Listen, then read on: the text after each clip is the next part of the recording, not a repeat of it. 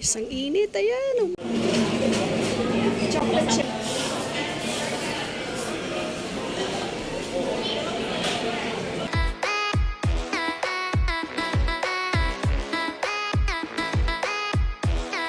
Hi guys! Papunta kami ngayon ng Tagaytay, kung saan pupuntahan natin yung bagong bukas lang na Starbucks. Yun ay ang Starbucks Hiraya. Tara guys, samahan niyo kami. Dito tayo dadaan guys sa Villar Avenue or Villar City. Bagong bukas lang po ito guys, mga ilang buwan pa lang. Ang lawak pala ng kalsada dito. Sarap magmaneho pag ganito, walang ka-traffic. Paglapas nito. Dito tayo pinadaan ni Waze sa may Villar City para mas maaga tayo makakarating ng Tagaytay. Dito sa Villar City, hindi allowed dumaan ang mga motorcycle or motor. Ang sarap dumaan dito kasi nakikita nyo ang lawak ng kalsada guys. Ilang beses na kami pabalik-balik ng Tagaytay. First time namin talaga dumaan dito kasi kabubukas lang ito ng mga ilang buwan.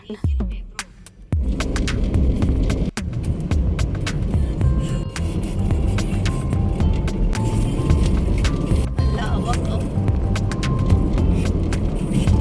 Ito siguro kasi lumaluan.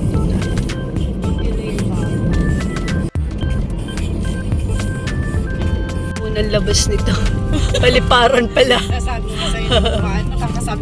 Dito naman tayo papasok sa Island Park. Pwede pumasok dito guys ng 9 AM hanggang 5 PM. Galing talaga ni Waze. Dito tayo pinadaan sa walang traffic. Makikita nyo parang walang masyadong bahay.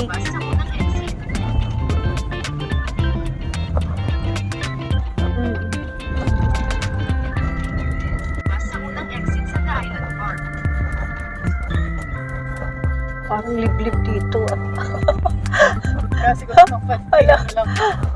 Walang masyadong dumadaan dito. Wow, ang ganda.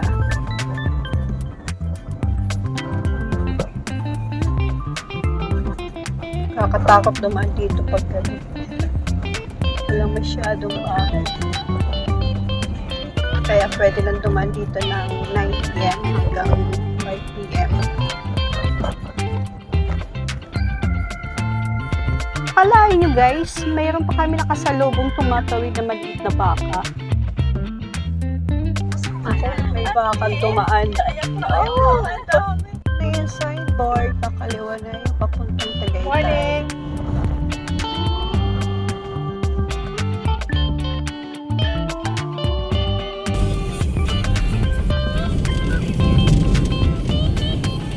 Pagkaraan ng papuntaang metro, kumaliwa, tapos kumaliwa.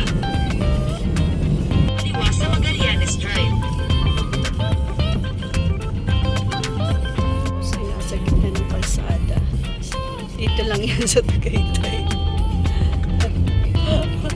Ano lang po? Paikot-ikot lang tayo dito. Maya, liligaw lang tayo ni Waze. Waze, magsalita ka. Tapos kumanan sa Magallanes Drive. Liligaw na tayo ni Waze. Balayda ko na yan, oh. Welcome to Starbucks Hiraya. Umabot lang ng isang oras mahigit ang biyahe natin guys from Anghari. Pila ka na lang doon. Hindi mo na ng pila. Guys, andito na tayo ngayon sa may Tagaytay Starbucks. Maraming tao dito, ang haba ng pila. So, nakikita nyo? Ano kayang mayroon dito? Bakit ang haba ng pila na? Medyo malamig na ngayon. Mahangin. Pila. Really. Itong view na to ay harap ng Starbucks. Isa kayo pumila dito ng 12:05. Lang namin alam kung anong oras kayo makakapasok dun sa loob. May time limit pala dito guys, hanggang 2 hours lang. Pag lumagpas tayo ng 2 oras, may bayad na yung parking. 300 pesos ang babayaran. Dating pila ulit. Ganda dito. Hindi nyo guys, 300 pesos ang babayaran natin pag lumagpas tayo ng 2 oras dito sa parking fee. Pwede, sige natin. Ano naman ako? Tayo ng pwesto dito guys. Dito.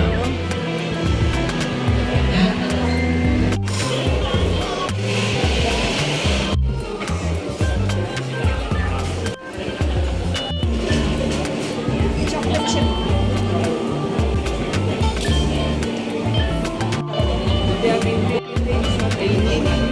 Ay, Starbucks. Ito yung bagong renovate ng Starbucks. Grabe.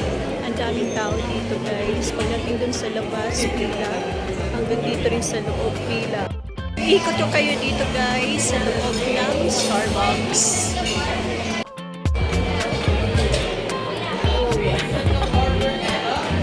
Social lang.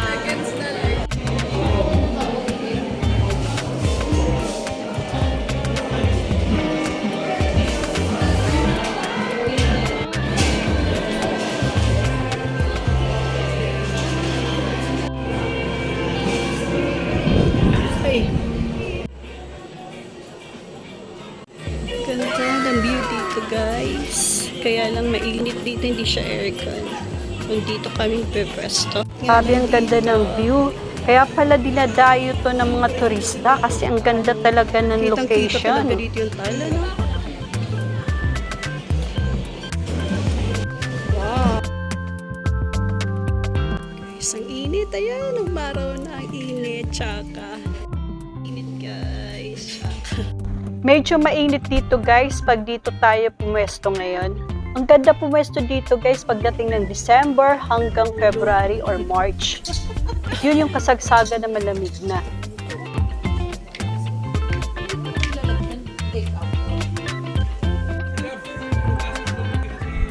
Pasok na tayo sa loob.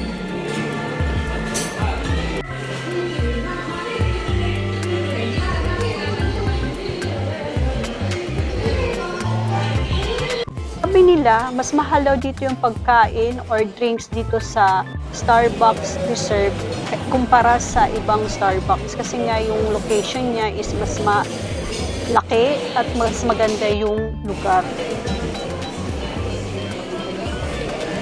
Nag-enjoy pa nga ako dito sa bartender.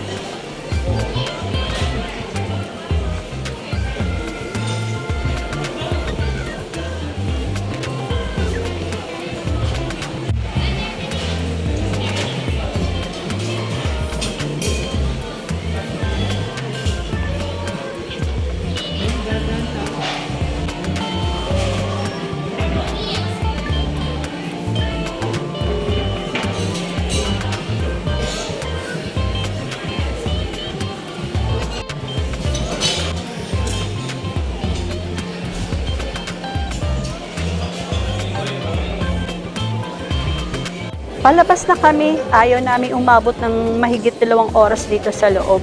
Sayang naman kung magbabayad pa kami ng 300 pesos. Ayan, bago lumabas, tinitingnan muna ng guard kung umabot ba kami ng 2 oras mahigit. Yun no, walang dagdag. Daming tao guys.